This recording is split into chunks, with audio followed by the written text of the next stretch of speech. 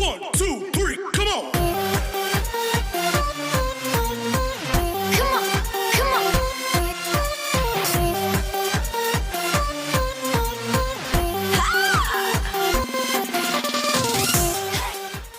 Oke, saya akan membahas tentang kerajaan-kerajaan Hindu-Buddha, yaitu Kerajaan Kutai.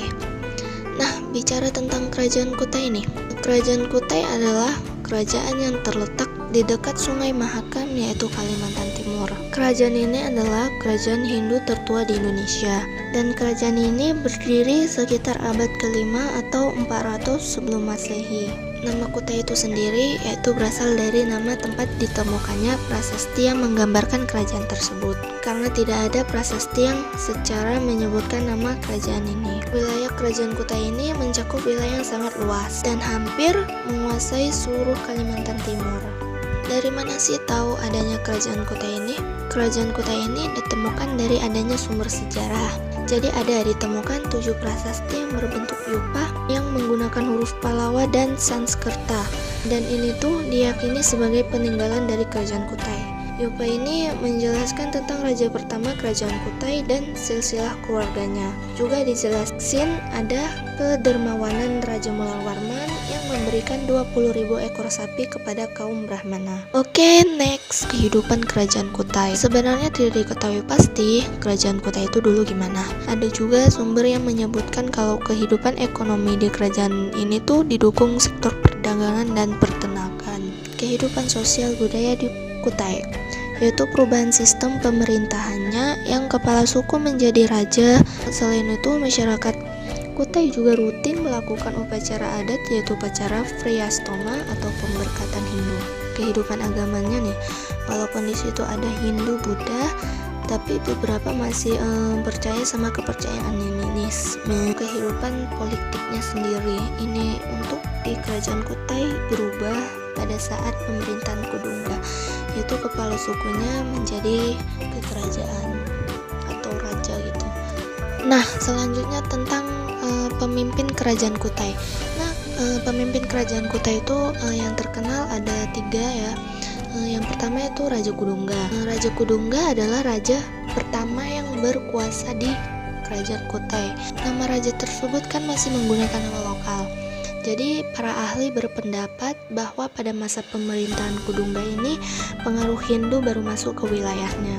Kan kedudukan Raja Kudungga itu awalnya tuh kepala suku, namun karena masuknya pengaruh Hindu akhirnya dirubah jadi kepala suku jadi raja. Dia merubah struktur pemerintahannya juga jadi kerajaan, dan akhirnya mengganti dirinya jadi raja. Dan setelah itu pergantian raja pun jadinya dilakukan secara turun-temurun. Raja yang kedua yaitu Raja Aswawarman. Nah, di prasasti Yupa tuh diceritain kalau Raja Aswawarman itu adalah raja yang cakap dan kuat. Jadi di masa pemerintahannya wilayah kota ini tuh diperluas lagi. Nah, dari ini tuh dibuktiin dari acara Asmaweda. Nah, yang terakhir itu ada Raja Mulawarman. Raja Mulawarman ini anak dari Raja Aswawarman, semacam penerusnya gitu. Dan Raja Mulawarman ini adalah raja terbesar dari Kerajaan Kutai. Di bawah pemerintahannya, Kerajaan Kutai ini mengalami masa jayanya. Para Brahmana diadai emas, tanah, dan ternak secara adil. Baru ada pengadaan upacara sedekah yang dianggap suci atau waprakeswara. Pemberian sedekah kepada kaum Brahmana berupa 20.000 ekor sapi. Oke, dan kenapa Kerajaan Kutai ini runtuh? Nah, Kerajaan Kutai itu runtuh pada masa pemerintahan Raja Maharaja Dharmasetia. Jadi tewas gitu di dalam peperangan melawan Raja Kutai Kartanegara ke-13 Aji Pangeran Anom Panji Mendapa. Jadi disitulah Kerajaan Kutai Kartanegara menjadi kerajaan Islam yang bernama Kesultanan Kutai Kartanegara. Ini adalah beberapa peninggalan dari Kerajaan Kutai.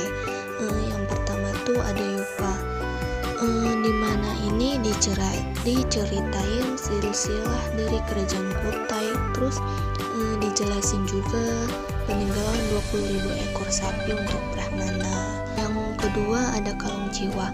Apa sih Kalung Jiwa? Kalung Jiwa itu adalah kalung yang masa pemerintahannya Sultan Haji Muhammad Sulaiman. Penemuan ini pada masa 80-an. Jadi si kalung jiwa ini dulunya digunakan untuk kalung perhiasan kerajaan dan dipakai oleh sultan kalau ada pesta penobatan.